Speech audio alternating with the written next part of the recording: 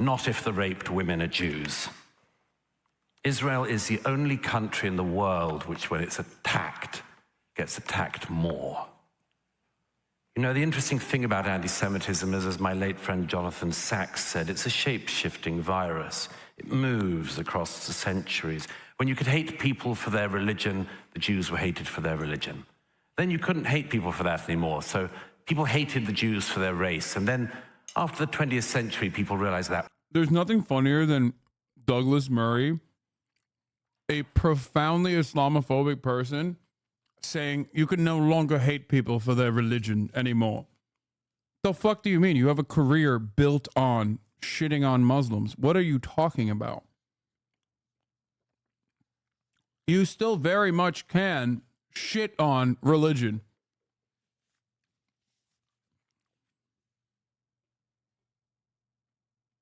That wasn't such a great idea either. Now the Jews are hated not for their religion or their race, but for having a state. People around the world hate them so much for it that Israelis are attacked when they have hostages taken, and this is to remember the 100 hostages still in captivity in Gaza, who, if they were given back by Hamas today, the war would be over. And they're also attacked when they rescue their hostages. You know, the interesting thing about anti-Semitism is the Jews can never win, because historically they've been hated for being rich and for being poor. They've been hated for integrating and for not integrating. They were hated for being stateless. Remember, rootless cosmopolitans, the far right used to say. And now they're hated for having a state. Today, Bro, you are the far right. That's so funny.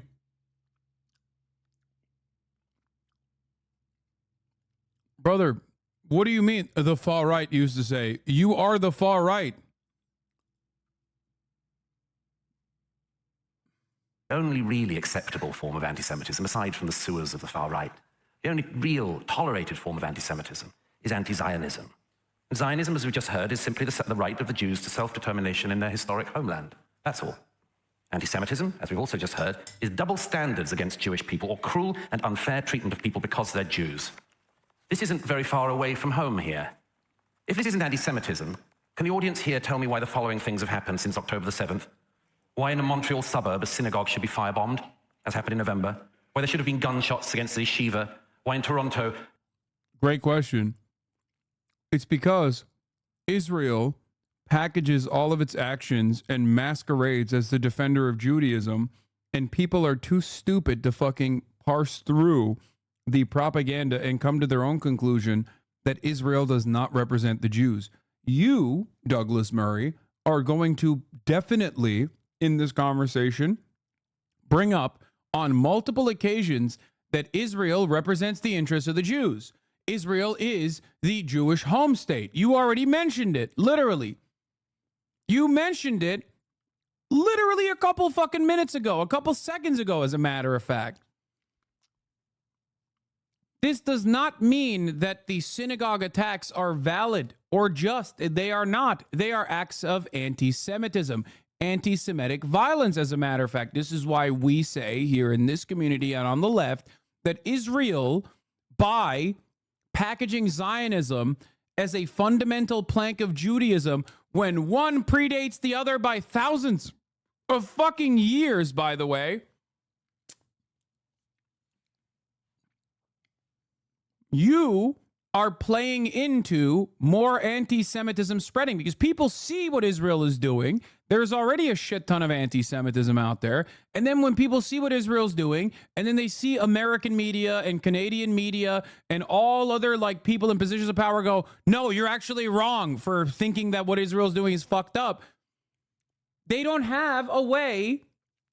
They do not have a way of like parsing through that information. They're like, well, what? Israel keeps saying they're doing this for the Jews. Everyone else is saying that like me hating Israel means I'm hating Jews. Well, okay, I'm hating Jews then, is literally the fucking argument that people, the way of thinking that many people engage in. The expectation that there is going to be someone like myself who parses through this every fucking day of the week is unfortunately unheard of.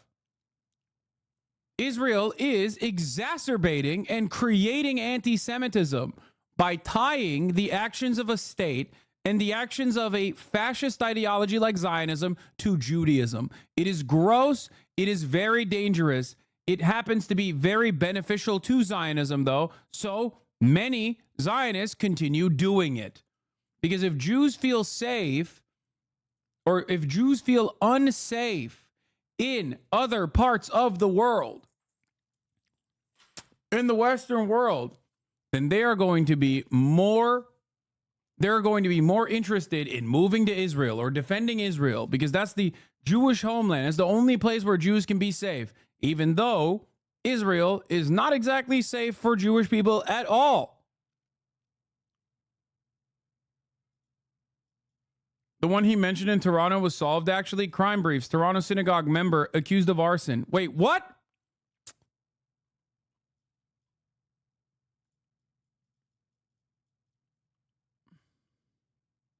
The suspect is a member of the synagogue. Avram Bobrowski, 6'7" of Toronto, was arrested Friday, police announced late Sunday, and charged with arson, disregard for human life. No, it wasn't a false flag. It's probably some fucking nutter, dude. Not everything has to be a fucking false flag. I don't like this argument either. It makes it seem like real instances of anti-Semitism are all fucking totally made up. Like, it's not. Yeah, he's probably fucking insane, dude. It's more likely that he was just out of his fucking mind and he did that shit. Not that he was, like, specifically doing a self-hate crime so that they can tie it back to, like, Palestinians or whatever.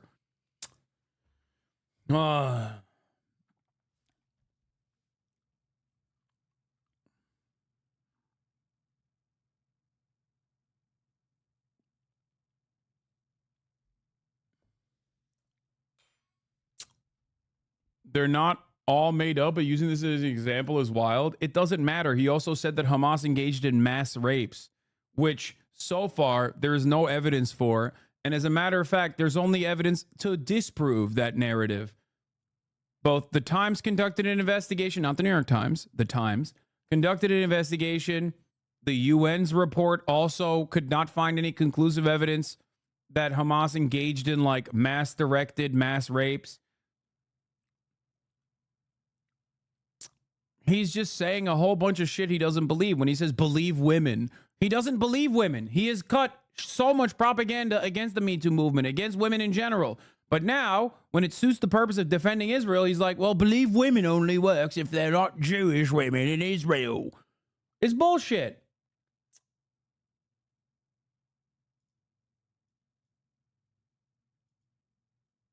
Israel honors British journalist Douglas Murray for supporting post-October 7. Yeah. No, he's been getting fucking glazed. There aren't that many warriors out there who will do this level of propaganda, so they'll gladly have him. They don't give a fuck what he said before October 7th. A bookstore owned by a Jew should be attacked. Why a Molotov cocktail was thrown through a Jewish community center in Montreal. Why a Toronto Jewish deli in North York was firebombed. Why in Toronto the Orthodox synagogue was vandalized. Why in Toronto 2 men opened fire the other week on a Jewish girls' school. If it isn't anti-Semitism, tell me why just a week ago pro-Hamas protesters tried to go through Jewish areas in this city shouting, not just Allahu Akbar, but, and I quote, sorry for the language, fucking filthy fucking Zionist pigs, dirty Zionist rats. Have you heard that language before? The Jews have. Wait, he said Allahu Akbar would have been an anti-Semitic thing that they're saying in Jewish neighborhoods. That kind of revealed his perspective a little bit, didn't it?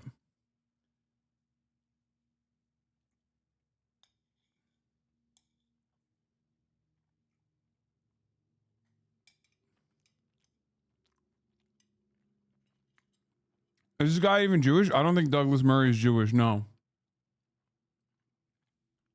He's a right-wing charlatan and a fascist.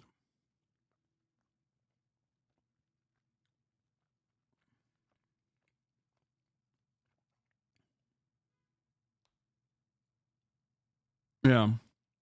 If you're Arab and you say Allahu Akbar, God is great, you're being anti-Semitic.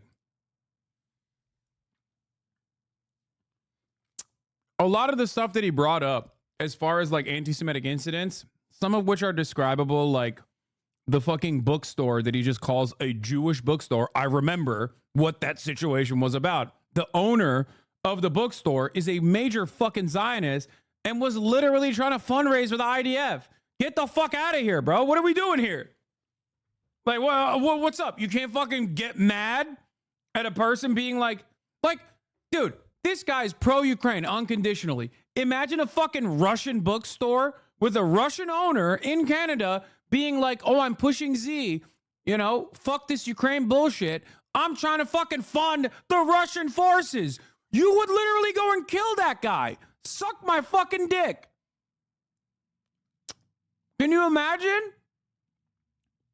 Like, you would literally probably personally execute that person. Remember who else called people Juden rats, aka Jewish rats? You have failed your Jewish students and Jew hatred. Yeah, I fucking do remember Shai Davide saying that, like, the pro-Palestinian Jews were, you know, bad Jews. I don't remember him saying that, though.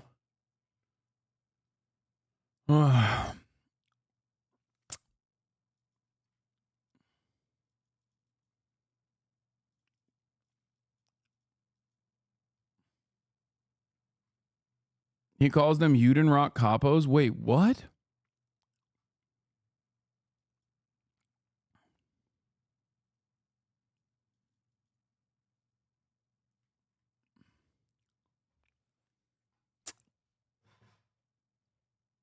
You brainwash children into the terrorist mindset?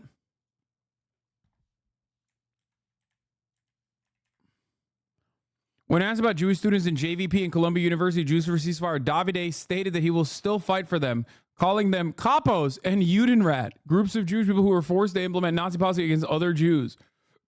Just like Israel accepted the capos, like Israel accepted the Judenrat, they will accept the JVP and Jews for a Ceasefire, Davide said. And I'm sorry, but it is not a big achievement to be on that last train to Auschwitz.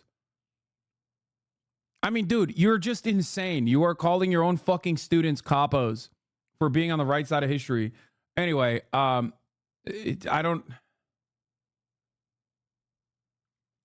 Now, look, if you are interested in this motion, just bear this in mind. It's not about Netanyahu. It's not about this war. It's about double standards. And one question hovers over it above all. The question of who would protect the Jews. Who would you trust to protect them? The Europeans? The Arab world? No. History shows only one people will protect the Jewish people. The Jewish people. That's what Zionism is. Thank you. Well, this crowd seems very open-minded to the notion of maybe anti-Zionism is not anti-Semitism. Bro got a standing ovation for saying that Israel has to exist, otherwise holocausts will happen literally all the time. Israel has to exist in the violent ways that it does by fucking eroding the lives of the fucking existing indigenous Palestinian population, destroying them, doing an ethnic cleansing, doing an apartheid. If it doesn't exist that way, then, you know, Holocaust 2, baby. Which, by the way, Holocaust 1, this fucking dipshit, Douglas Murray, has definitely minimized. So...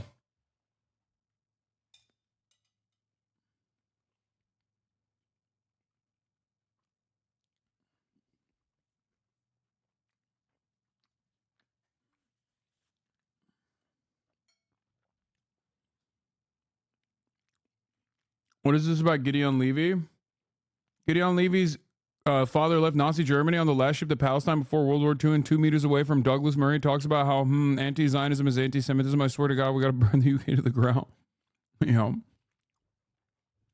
Yeah, Gideon Levy being there makes this situation way weirder too, because he's like literally Jewish, descendant of Holocaust survivors, and is a very prominent Israeli reporter.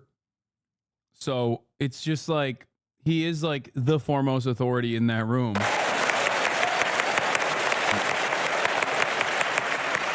Thank you for that opening statement, Douglas. It's now Mehdi Hasan's opportunity to present the con side of the argument. Thank you. Ladies and gentlemen, In 1917, over 100 years ago, Arthur Balfour, the British Foreign Secretary, a card-carrying anti-Semite, a man who had denounced the evils of Jewish immigration into the UK, a man who referred to Jews as an alien and hostile people, he issued his Balfour Declaration, which promised a national home for the Jewish people in Palestine. It was the first time a major world power had come out in favor of Zionism, which at the time was a pretty new and pretty controversial movement, calling not just for a Jewish homeland, but for the building of a Jewish majority state in Palestine. And yet the only Jewish member of the British cabinet at that time, a man named Edwin Samuel Montagu, adamantly opposed both Zionism, which he called a mischievous political creed, and the Balfour Declaration, which he referred to as anti-Semitic and a rallying ground for anti-Semites in every country in the world. The only Jewish member of the British cabinet, that is what he said. And yet tonight here in Toronto, over 100 years later, we are being asked to vote for a motion that would damn Montagu as the anti-Semite while praising Balfour as the champion of Jews and Judaism. That's ridiculous. In fact, this entire motion tonight is ridiculous. Not. That's precisely the reason why Gideon Levy is on the anti-Semite side of the conversation, and Douglas Murray, who has literally said anti-Semitic shit, is propped up as like a defender of Jews. Because Israel only cares, Zionism means, as a fascist ideology, as a fascist project, the only thing that matters is the continuation of Zionism. Doesn't matter what your background is, doesn't matter what your fucking opinions are. As long as you are pro-Israel, you can be as anti-Semitic as you want. Potentially. That's it.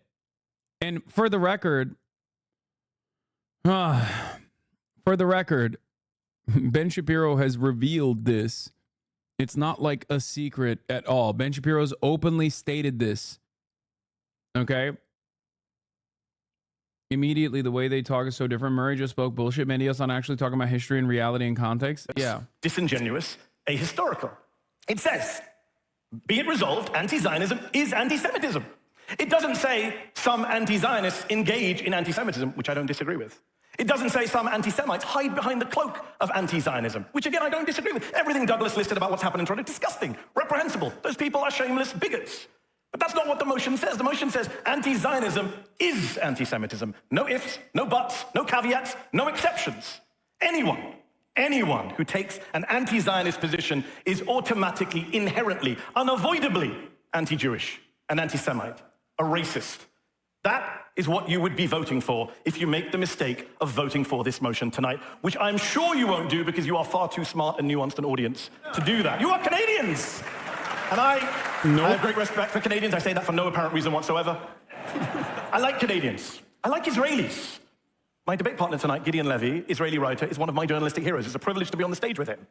But this debate fundamentally at its core, and I kind of agree with Douglas here, it's not about Israelis. It's not about Israel. It's not about Gaza. And by the way, on the subject of Gaza, given Douglas gave us some math about the death toll on October the 7th, horrific death toll, which we all condemn, I would remind you also that the death toll inflicted on Gaza, the deaths and injuries in Gaza are the equivalent, if we're going to do the ratios, of 2 million Canadians. 2 million Canadians. But that's not what the debate is about. It's not even about Zionism itself. It's about the legitimacy of anti-Zionism, whether you can be anti-Zionist, opposed to Zionism, which remember is a political ideology, a nationalist movement, not a religion, not a race, not a protected class, whether you can be anti-Zionist without being smeared, tarred, demonized as an anti-Semite. And I want to be clear tonight. You could be the most pro-Israeli person in this room tonight, the most proud and ardent Zionist here, and still vote against this motion with a clear conscience, still vote with our side, the right side. Because this motion is not about whether you are pro-Israel or pro-Zionist. It's about whether the rest of us have the right, the freedom to take a different view on Israel, on Zionism, on Benjamin Netanyahu even, without being silenced, without being told we're racists. We're not. Anti-Zionism is not anti-Semitism. I'll tell you 3 reasons why. 3 reasons why you should oppose this motion tonight. Number 1, if you vote for this motion tonight, you are throwing logic, history, and the English language under the bus. Because anti-Semitism is hating Jews, the people, and Judaism, the religion. Anti-Zionism is opposing Israel, the state, and Zionism, the ethno-nationalist ideology that underpins that state. Zionism is not Judaism. Let me say that again for the people up top. Zionism is not Judaism. Right? It's a very modern, secular, political ideology movement that was founded less than 150 years ago by an atheist named Theodore Herzl, who said, and I quote, "The anti-Semites will be our most dependable friends, the anti-Semitic countries, our allies." His words, not mine. Number 2, if you vote for this motion, you're throwing Palestinians as a people under the bus. You're telling an occupied people, a dispossessed people, to accept their own occupation, their own dispossession, meekly, in silence. Otherwise, they're racists. As my friend Yusuf Manaya, the Palestinian-American activist, says, to ask Palestinians not to be anti-Zionist is to ask Palestinians not to be. And number 3, last but not least, if you vote for this motion, you're throwing a lot of Jews under the bus as well. Not just Jews like Edwin Samuel Montagu, but Jews today. If you vote for this motion tonight, you're saying my debate partner, Gideon Levy, whose grandparents were killed in the Holocaust, who served for Shimon Peres, who's written for Haaretz for over 40 years, just won Israel's top journalism prize 3 years ago. He's an anti-Semite. You're saying the Satmar, the world's biggest Hasidic Jewish sect, which says it is fighting God's war against Zionism, is anti-Semitic. You're saying Jewish college students on campus, maybe some of them your kids, members of If Not Now and Jewish Voices for Peace, they're anti-Semites. You're saying some of the most respected Jewish voices in the world, like Abraham Berg, the former Speaker of the Parliament, Miriam Margolis, the actress from Harry Bloody Potter, they're all anti-Semites. That is what you are saying. That is what you're signing off on if you vote for this motion tonight. So I have a simple solution for you all. Don't do it. Vote instead for common sense, for free speech, and the right to criticize a foreign country, the right to criticize a foreign country and a political ideology. I beg to oppose. Thank you. Natasha Hausdorff, let's have your opening statement now. Well, thank you and good evening. What a privilege it is to be here, stood on this stage on what I consider to be the most important topic of our age. I have to begin with a debating tip coming from a land with a culture of a rich history of debate. I have no idea who this person is. By the way, I do know Douglas Murray, but I don't know who she is.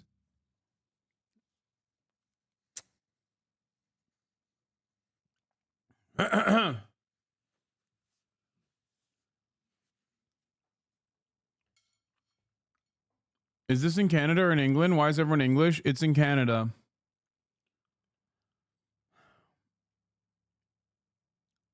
Okay, so what is she? Rebel News? No fucking way. No way she's a Rebel News person. That's crazy. Isn't Rebel News also like openly fucking far right? No shot.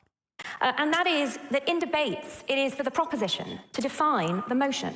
And where are the Canucks at? Someone in Canada, explain to me.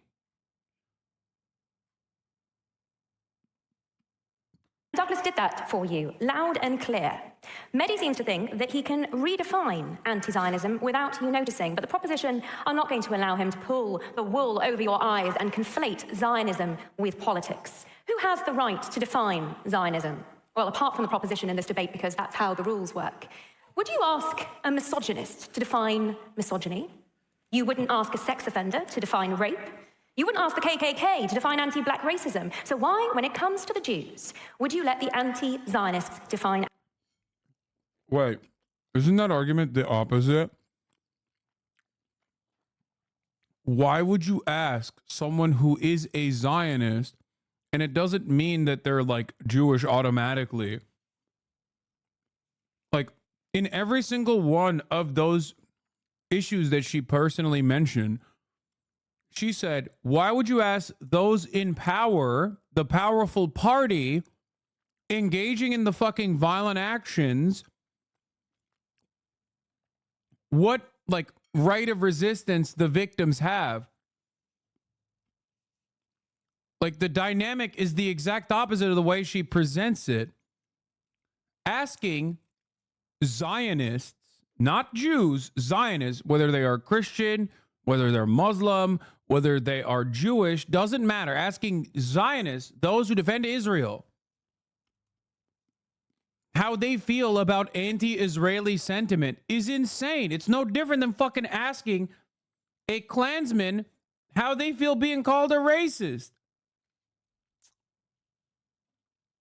Yeah, I don't think the Klansman is going to appreciate it. Why the fuck would we ask them that?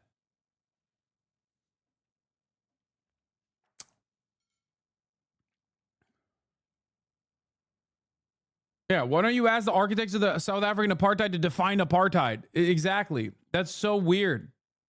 Anti-Zionism. No, ladies and gentlemen, no minority should have its identity dictated to it.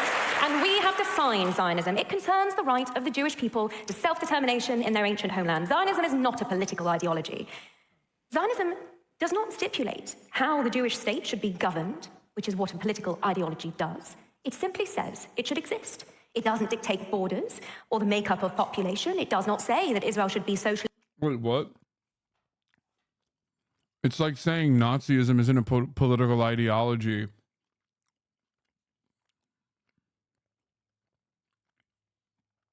What the fuck? Nazism, Will's outside? Oh shit.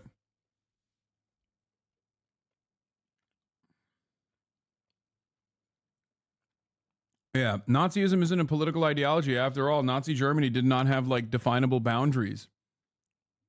Nazi Germany had boundaries that consistently expanded, for example. Just like Israel had boundaries that consistently expanded. It would seem, or capitalist startup nation, That's good. Israel has exemplified both of those and everything in between.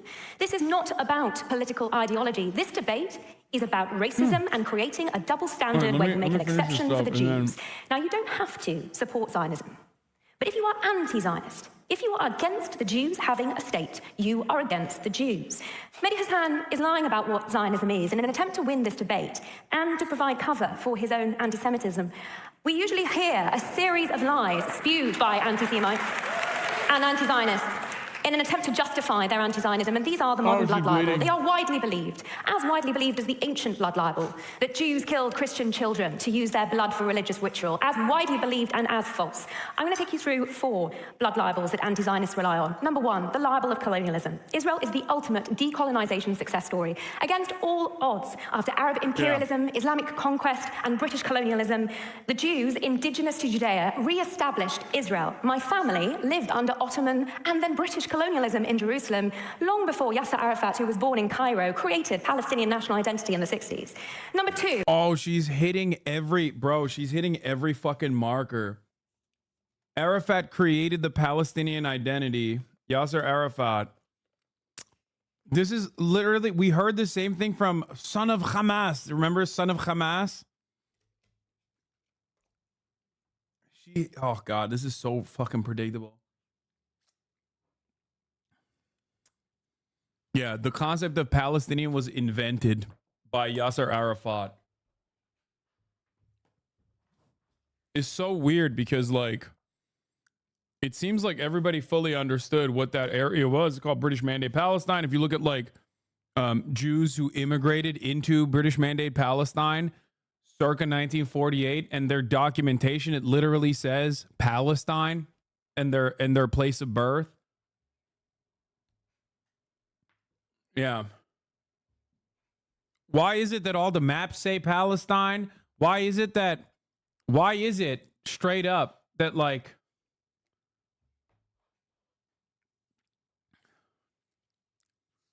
the early Zionist movement openly fucking said that they were colonialists? Why did they fucking reach out to Cecil Rhodes?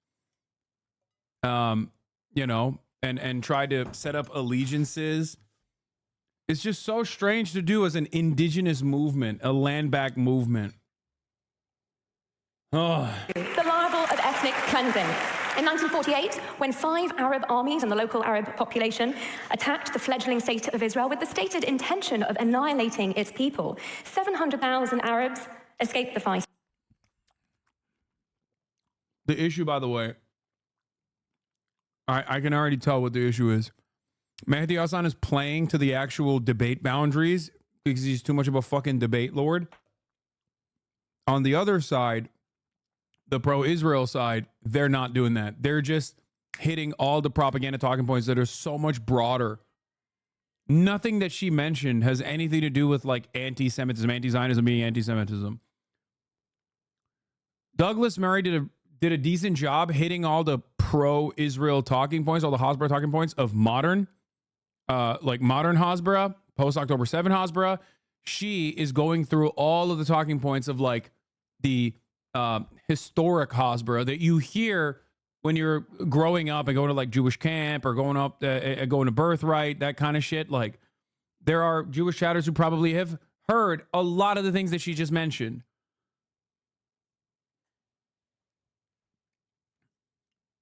Those that remained became Israeli citizens. The Arab population of Israel has increased tenfold. This is ethnic cleansing? No. Ethnic cleansing is what happened to the Jews in 1948 when Jordan occupied the West Bank. Ethnic cleansing is what happened to 850,000 Jews expelled from Yemen. Bro, there's something really crazy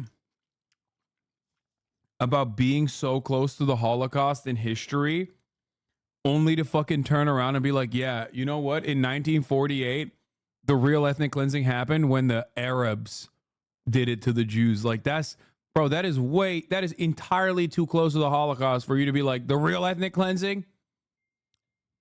You thought I was going to say the Holocaust, didn't you? Turns out, nope.